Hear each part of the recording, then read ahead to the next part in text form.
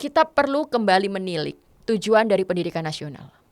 Pendidikan tidak hanya bertujuan untuk menghasilkan tenaga kerja.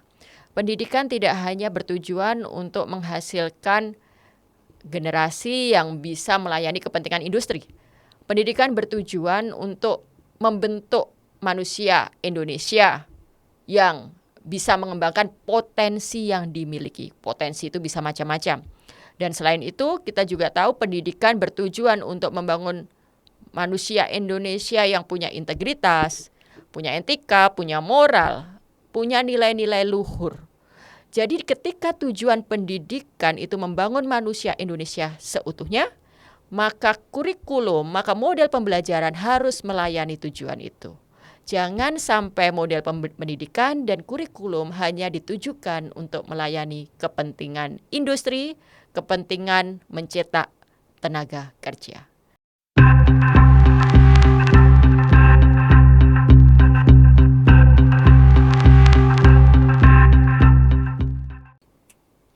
Selamat datang di Views and Ideas Oki Madasari Channel. Kali ini kita akan bicara tentang pendidikan. Sektor yang langsung berhubungan dengan hajat hidup orang banyak. Bidang yang langsung akan menentukan masa depan anak-anak bangsa dan menentukan masa depan Indonesia.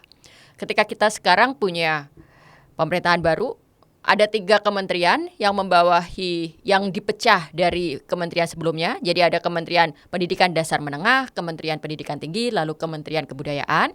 Sekarang kita akan coba sisir apa problem utama dari pendidikan Indonesia yang harus menjadi agenda prioritas dari menteri baru, terutama Menteri Pendidikan Dasar dan Menengah. Pertama, masalah dalam pendidikan Indonesia adalah masalah kesenjangan. Kesenjangan kualitas pendidikan ini nyata terjadi di sekolah-sekolah Indonesia. Tidak hanya kita bicara antara Jawa dan luar Jawa, kita bicara di satu kota di Jawa, kita bicara di Jakarta, kita bicara di setiap tempat di Indonesia, kesenjangan itu nyata.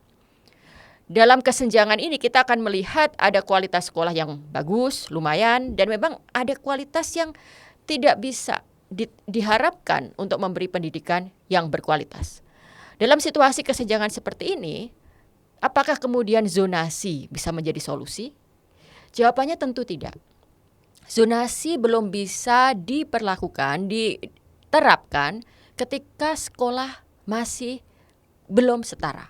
Ketika kualitas antar sekolah masih sangat berbeda, setiap orang tentu tidak bisa hanya tunduk pasrah lalu memilih sekolah sesuai dengan sistem zonasi yang diatur. Jadi kebijakan sistem zonasi ini jelas kebijakan yang tidak berpijak pada kondisi nyata Indonesia hari ini. Lalu masalah yang kedua adalah kesejahteraan guru. Ini menjadi semacam sebuah masalah yang tidak bisa diselesaikan dari satu pemerintahan ke pemerintah berikutnya. Kita tahu guru di Indonesia kesejahteraannya masih belum layak. Kita di sini tidak hanya bicara soal guru-guru yang berstatus ASN, tapi juga guru honorer dengan penggajian yang belum layak, yang tidak sesuai standar. Kita tidak mungkin bisa mengharapkan guru-guru berkualitas, guru-guru yang berdedikasi, guru-guru yang bisa memberikan yang terbaik untuk murid-muridnya. Belum lagi kalau kita baca berita terbaru seorang guru dilaporkan ke polisi karena dianggap melakukan kekerasan dan sebagainya. Ini adalah dampak sampingan dari kondisi guru, kondisi kesejahteraan guru. Ketika seorang guru kesejahteraannya tidak terjamin, ini juga akan berdampak dari cara dia mengajar, berdampak pada kondisi mental dia, berdampak pada keseluruhan kualitas pendidikan. Jadi problem guru adalah prioritas kedua yang harus diselesaikan. Lalu yang ketiga, kita tahu ketika kita bicara capaian, ketika kita bicara output, Indonesia masih menduduki peringkat yang cukup rendah. Kita tahu ada skor PISA, di situ nilai Indonesia belum terlalu menggembirakan.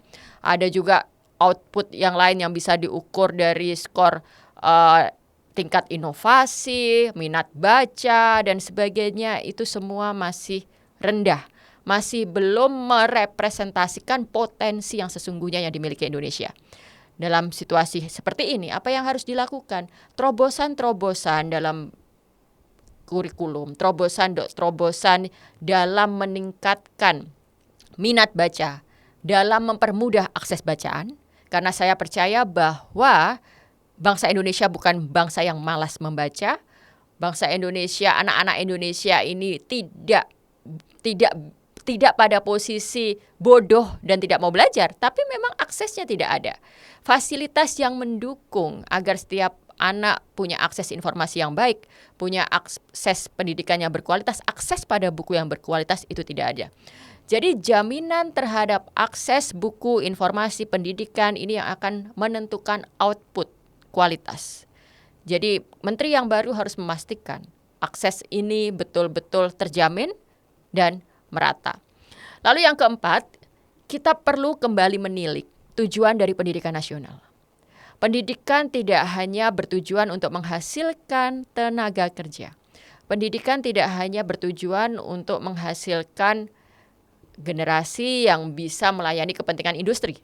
Pendidikan bertujuan untuk membentuk manusia Indonesia yang bisa mengembangkan potensi yang dimiliki. Potensi itu bisa macam-macam.